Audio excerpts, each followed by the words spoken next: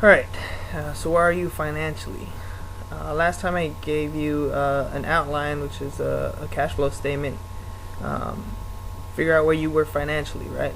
It included things like income, expense, cash flow, assets, liability, and net worth.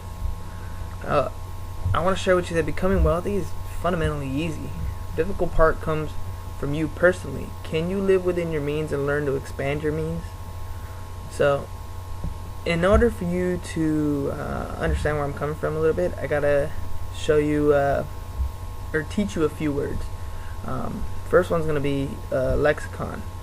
A lexicon is basically a list of words that a certain industry uses to communicate.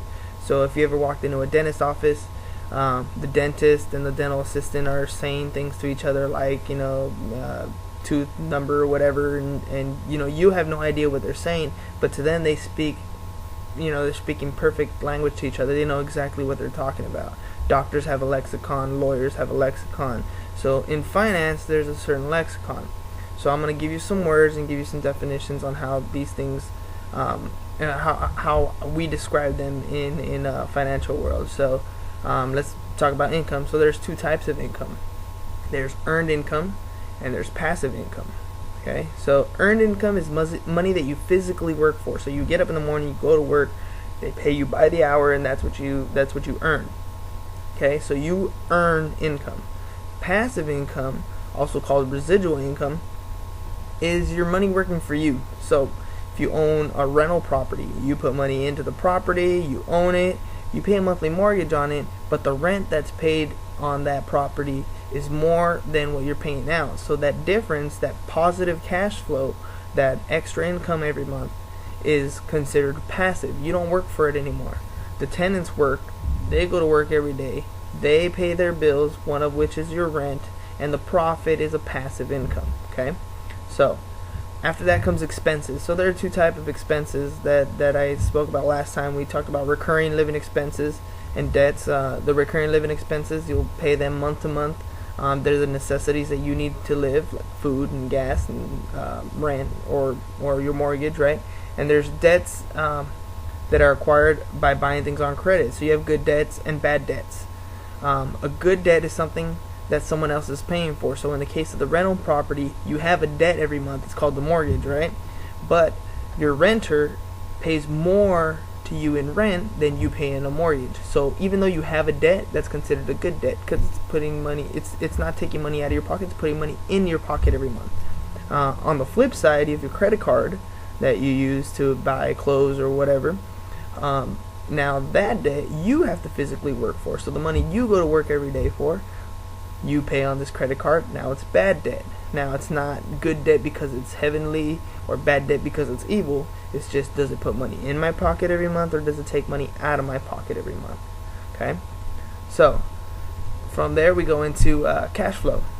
Now the difference between your income and expenses, so income minus expenses, is what's going to equal cash flow. Okay, so sometimes your cash flow could be a positive number, sometimes it could be a negative number. But the important thing is to figure out where you are on a month-to-month basis. If you have a negative number, you need help quick. You need to figure out how you're either going to increase your income or decrease your expenses to get that number to zero or a positive number. Okay, once we get that cash flow into a positive number, we're going to start to learn the difference between investing in assets or investing in liabilities. Okay, so an asset, simply stated, an asset puts money in your pocket. So they're kind of like good debts. You can use good debt to buy assets. So a rental property is an asset. It puts money in your pocket. Now, if you buy your home, even if you paid for your house cash, it's not an asset. Your banker might let you list it in an asset column. Robert Kiyosaki talks about this in Rich Dad Poor Dad, by the way. Your banker may allow you to list it because there's value. You have equity in your home if you pay it cash, right? But it's still not an asset because you have to pay insurance every month. You have to pay the taxes on that property every month. You have to do maintenance on that house every month. So there's still money coming out of your pocket. So by the definition of an asset, does it put money in my pocket or does it take money out of my pocket? Your home that you live in is a liability. Okay? So an asset puts money in your pocket. The rental property that your tenant pays for and there's profit coming out, that is an asset. Liabilities take money out of your pocket. Okay? So Your house, I know it's a beautiful house and you love living in it and it's great. It's not a bad thing, but it is, in financial terms, a liability. It takes money out of your pocket. Okay?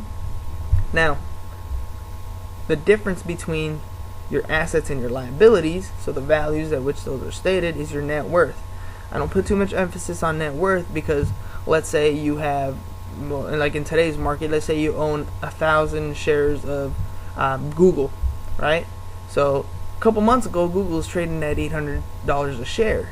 Today, they're trading at $300 a share. So the market has determined the price. Now that's fair market value, so that doesn't mean that that's what it's worth. It's worth whatever it's worth on the day you sell it. Okay? So net worth is not really as an important definition as wealth is. Okay? So what is wealth? First of all, we got to figure out that wealth is measured in time. It's not measured in money. Okay? So it's basically the number of days forward you can survive without anyone in your household physically working for money. So, for example, if you have an expense of $1,000 a month, okay, that's what it costs for you to live every month, and you have $2,000 in savings, you are 2 months wealthy.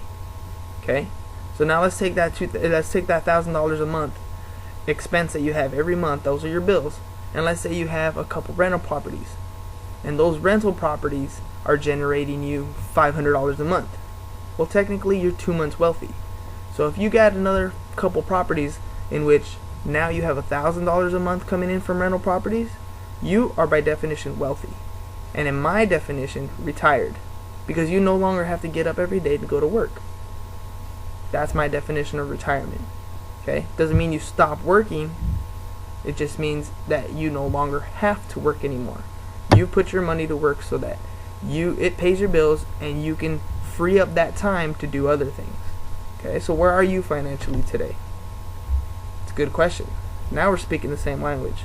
So if you have any questions about your financial statement, the spreadsheet I sent you over, for those of you who requested, or if you have any questions, please feel free to contact me. My email address is hernan.sias@gmail.com. So go ahead, drop me a line, post any response that you like, and again, I'll catch you next time.